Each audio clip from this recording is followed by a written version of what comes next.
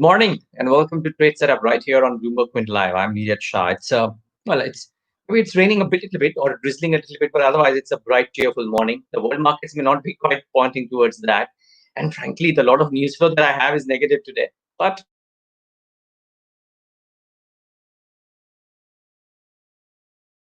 some coronavirus updates, and I thought it was important to bring them this time around simply because it's been a while that we've spoken about them, and the numbers are sadly staggering. So, firstly, US reported 30,000 daily new coronavirus cases, which is the highest number since May 1st. So there, the situation isn't looking all that positive.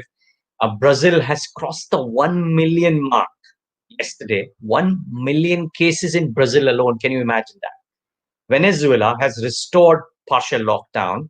And India has added 15,000 new cases as of the count last time. The tallies talked about 4.1 lakh cases. This is the highest single day spike, of course, that we've seen. So if you look at the virus, the updates are the worst possible. But frankly, in terms of searches that people are doing on Google or otherwise, I think coronavirus has receded in the background, which shows that maybe the market is taking this in its stride.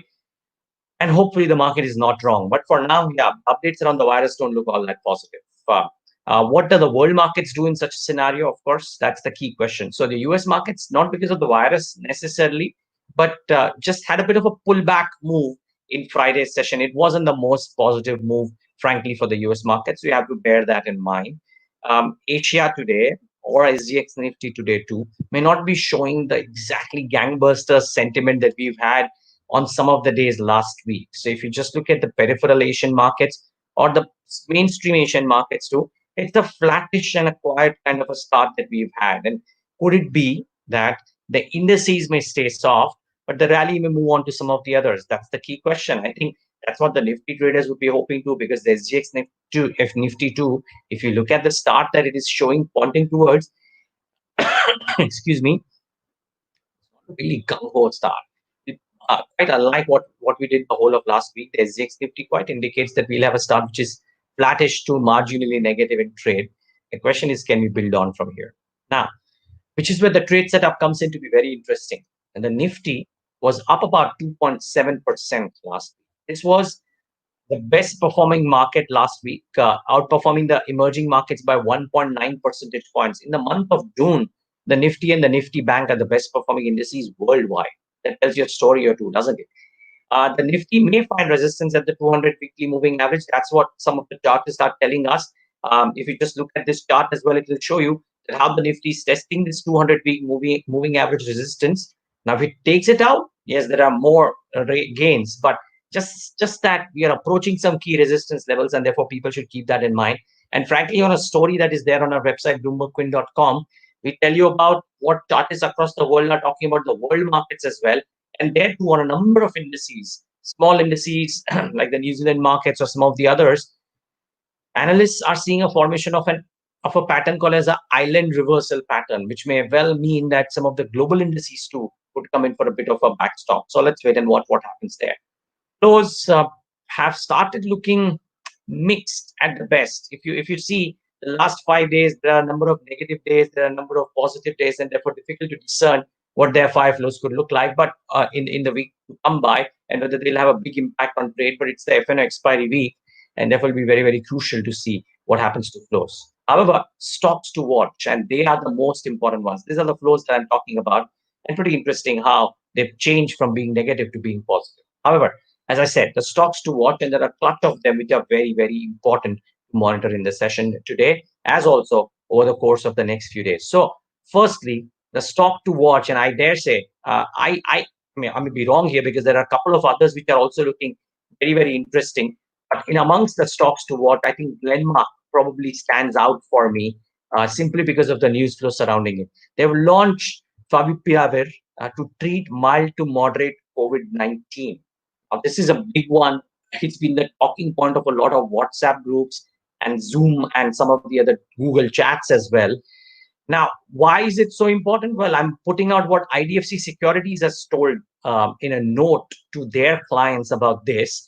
They are saying that 1 lakh treatment courses, if we take into assumption that 1 lakh people will get treated by this, so 1 lakh treatment courses will mean apply a revenue stream of about 600 to 900 million or 60 to 90 crores for Edelweiss. Exports is potentially the bigger opportunity versus domestics, and the company has told IDFC Securities that they've already begun to receive inquiries from multiple countries. Now, that tells you a story or two about what this could mean for Glenmark Pharma. So, do watch out. Glenmark could be the most important stock in the session today. There are a couple of others too, by the way, but I think Glenmark could well be the stock of the day. That aside, what about other stocks to watch? I think the real estate focused NBFCs could be the key ones. Indiabulls Housing Finance had a near 30% rally in Friday. Piramal was up about 11%. Edelweiss was up about 5%.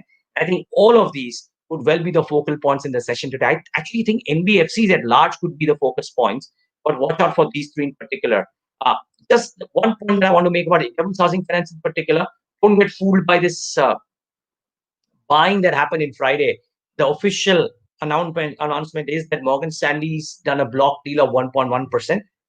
I reckon it's a P-note deal. I'm pretty sure it's a P-note deal based on my inquiries. So just keep that in mind. Nothing to take away the fact that there is some rally underway out here, but just keep that in mind. It's not, Morgan Stanley is not bought. It's a P-note transaction. LIC Housing Finance numbers were not the strongest. So while housing finance companies might look strong, I think Jefferies' comment on LIC Finance is interesting post the numbers. They're saying that we expect earnings to be weak in FY21 as COVID-related disruptions, weak housing loan demand will affect loan growth. Asset quality should worsen given the higher stress in the developer and the SME segments, and given the very relatively weak underwriting track record. So let's see if LIC Housing Finance doesn't rally as much as some of the others in the session today, but that whole space is active. The other stock which almost made it to my list for being the stock of the day is Balkrishna Industries. They came out with numbers and the commentary, which was pretty exemplary to my mind. So the numbers, EBITDA was up about 19%, margins at 28% versus 24%. They have said that they've achieved the highest ever quarterly sales volumes in Q4 despite a 1 week of lockdown. So that is pretty interesting, very strong comment. And they've said that they've gradually gained normalcy in the manufacturing activities as well as dispatches to a large extent. So pretty strong, the company statement as well. But the key is this line, right? That if everything remains, the statement says this, that if everything remains what it is as of today, performance for FY21 should be at similar levels of what has been achieved during FY20. Here's a company which is saying that FY21 will not see any disruption, no decline, which is quite a stellar statement from a tire company. Of course, Europe is opening up, helps them. But I dare say, watch out for Balkrishna tires in the session today as well. So Glenmark and VKT are the two key points. And then in addition to that, some of the NBFCs as well. Morgan Stanley's note on NBFCs is pretty strong. Because last but not the least, as I've started saying, what stood out for me or what stood out for us as an editorial team, I think the story was very interesting. It's there on BloombergQuint.com as well as Bloomberg.com. But while lockdown has tried to flatten the curve of COVID-19, the story says that lockdowns may be driving another virus wave, which is the dengue fever. And that's a problem in Southeast Asia, at least. Dengue has started coming to the fore while the lockdown is on, because maybe the mosquitoes get a lot chance to interact with people at their homes. But do watch out. This could be a problem, another problem that is looking our way. But as I said, the market seem to be ignoring any virus-related fears for now. That's the long trade setup for a lot of stocks to monitor. Do watch out for them and have a great profitable day ahead.